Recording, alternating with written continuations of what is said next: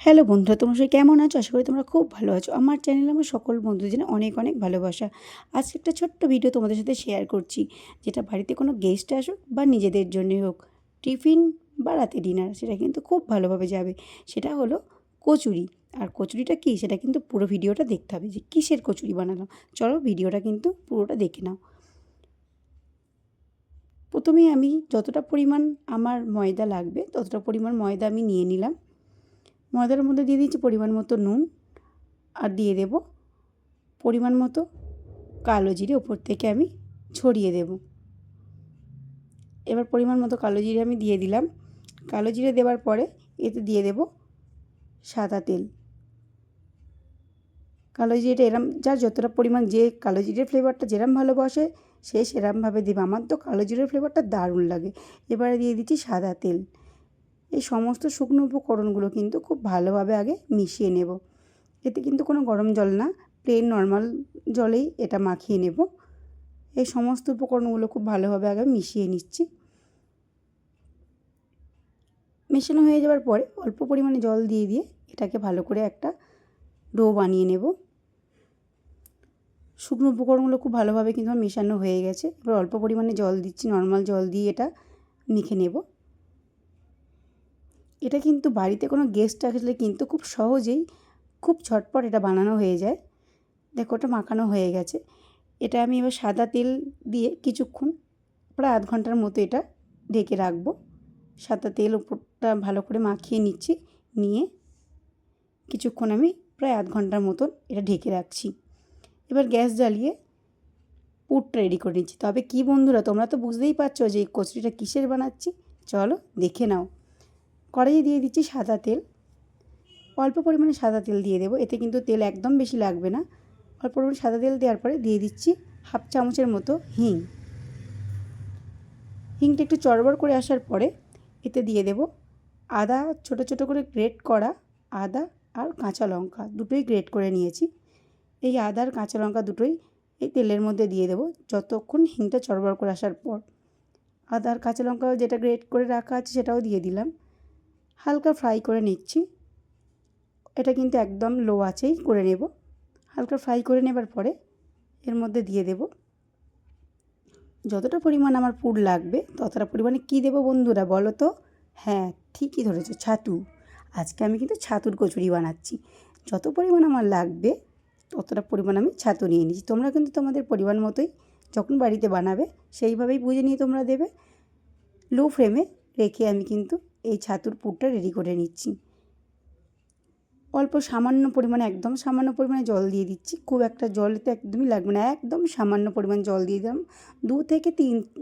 1 থেকে 2 চামচের মতো প্রায় জল দিয়ে দিলাম। আর দিয়ে দিলাম পরিমাণ মতো নুন। অল্প সামান্য পরিমাণ একটু নুন দিয়ে দিলাম, যেহেতু পুর একটু তো না, নুন দিলে ঠিক একটা নুন কমতি থাকতেই পারে, তাই অল্প পরিমাণে আমি এতে নুন ব্যবহার করেছি। পুরটা কিন্তু মোটামুটি আমার রেডি হয়ে এসছে। এইভাবে ঝুরঝুরে পুরটা বানাতে হবে। যারা কিন্তু এই কচুরি সম্বন্ধে ভয় পায় যে অনেকটা খাটুনি, অনেক সময় লাগবে, সেটা কিন্তু একদমই নয় বন্ধুরা। তোমরা ভিডিওটা দেখে এইভাবে বানালে কিন্তু একদম পারফেক্ট কচুরি তোমরা বানিয়ে ফেলতে পারো। বাচ্চা থেকে বড় কিন্তু সবাইরই ভীষণ ভালো লাগবে। দেখো পুরটা কিন্তু মোটামুটি আমার ভালো মতন রেডি হয়ে গেছে। একদম ঝুরঝুরে এইভাবে হালকা কালার এসে গেছে। পুরটা কিন্তু আমার প্রায় রেডি হয়ে গেছে। এবার আমি একটা পাত্রে ঢেলে নেব পুরটা। দেখো কেমন দেখতে লাগছে পুরটা, এইরকম ঠিক ঝুরঝুরে মতনই হবে। এবার যেটা আমি ময়দাটা মাখা আছে সেই ময়দাটা এবার আরেকটু আমি ভালো করে হাত দিয়ে আরেকটু ভালো করে মাখিয়ে নিলাম। এবার যেরকম পরিমাণে আমার লেচি কাটতে হবে, সেই কচুরি যেহেতু লেচিটা একটু তো বড় হবেই, তাই সেই পরিমাণ মতো আমি যতটা পরিমাণ লাগবে সেই পরিমাণ মতোই লেচিগুলো কেটে নিলাম। এইভাবে লেচিগুলো কাটা হয়ে যাওয়ার পরে ঠিক বাটির আকারে এইভাবে গোল করে নিচ্ছি, যাতে পুরটা দিতে খুব সুবিধে হয়। এইভাবে করলে কিন্তু পুরটাও বাইরে বেরিয়ে আসার ভয় থাকে না। এরমভাবে আমি পুরটা দিয়ে দিলাম যাতে পুরটা না বাইরে বেরিয়ে আসে। এইভাবে খুব ভালোভাবে সিল করে নেব। মুখটা খুব ভালোভাবে বন্ধ করে দিলাম যাতে পুরটা কোনোভাবেই না বেরিয়ে আসে। এইভাবে কিন্তু পুরটা একদমই বেরোনোর ভয় থাকে না। খুব ভালোভাবে মুখটা বন্ধ করে নিয়েছি। এইভাবে প্রত্যেকটা এইভাবে বানিয়ে নিচ্ছি। আর একটা দেখো ঠিক বানিয়ে এইভাবে দেখালাম। এইভাবে বাটির আকারে করে নিয়ে পুরটা আমি এইভাবে দিয়ে দিলাম। এইভাবে বানিয়ে দেখবে, কিন্তু পুরটা একদমই বেরোবে না। যেমন পারফেক্ট কচুরি একদম পারফেক্টভাবে হবে। বাড়ির সবাই কিন্তু এই রকম কচুরি বানালে কিন্তু অল্প সময়ের মধ্যে সবাই খুব খুশি হয়ে যাবে। দেখো প্রত্যেকটাই আমার এইভাবে বানানো হয়ে গেছে। এবার একটা একটা করে আমি বেলে নেব। প্রথমে আমি সাদা তেল দিয়েই বেলছি, দেখে নেব কোনটায় সুবিধা হয়, সাদা তেল দিয়ে না ময়দা দিয়ে। সাদা তেল দিয়ে বেলার সময় দেখে নিলাম যে আমার অল্প একটু সামান্য সমস্যা হচ্ছে।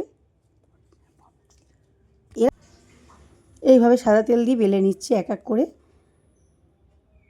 আমার মনে হলো সাদা তেলের থেকে ময়দা দিয়েই বেলে নেওয়াটা খুব ভালো বলে মনে হলো।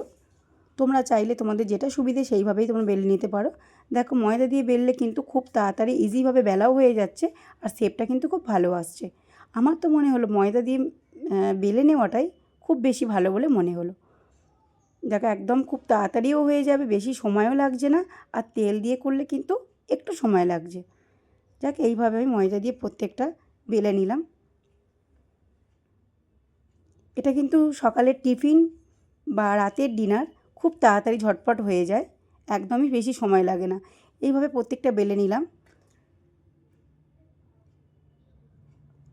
কিছুটা বেলা হয়ে যাওয়ার পরে আমি কড়াইয়ে দিয়ে দিচ্ছি সাদা তেল। তেলটা একটু গরম বসিয়ে নিলাম। তেলটা ভালো মতো গরম হয়ে যাওয়ার পরে এবার এক এক করে আমি কচুরিগুলো ভাজতে থাকবো। অল্প তেল দিয়েই কিন্তু এগুলো বানানো হয়ে যায়। এটা কিন্তু আলুর দম হোক বা পনির বা আলু তরকারি যাই হোক সবার সাথে কিন্তু খুব ভালো যায়। দেখো একদম খুব সুন্দর করে ফুলে লাল লাল করে ভাজা হয়ে গেছে। দেখে তো কেমন লাগছে তোমরা কিন্তু কমেন্টে জানিও।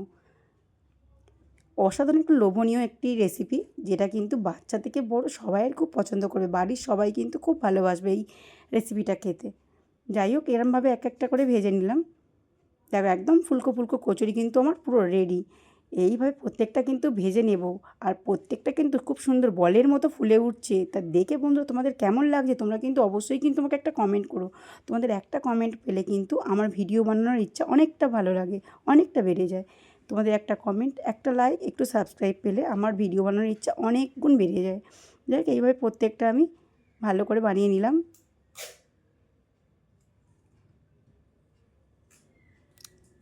কচুরি কিন্তু ভাজা কিন্তু আমার প্রায় অলমোস্ট রেডি হয়ে গেছে। এবার আমার এক মেয়ে একটা দেখাচ্ছে যে পুরটা কীভাবে ভিতরে সুন্দর করে দেখা যাচ্ছে। দেখো একদম পুর ভরা আর দারুণ টেস্টি।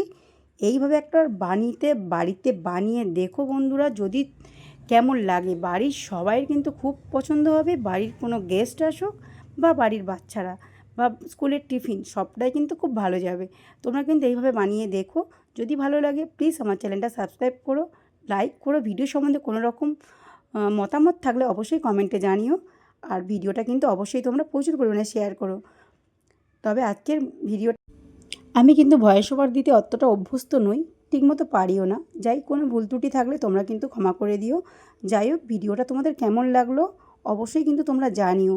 আর অবশ্যই কিন্তু চ্যানেলটা আমার সাবস্ক্রাইব করে দিও। যারা যারা সাবস্ক্রাইব করো তাদের তো অসংখ্য ধন্যবাদ। যারা এখনও সাবস্ক্রাইব করোনি তারা প্লিজ প্লিজ আমার ভিডিওটা সাবস্ক্রাইব করে নিও, আমার চ্যানেলটার পাশে থেকো। টাটা।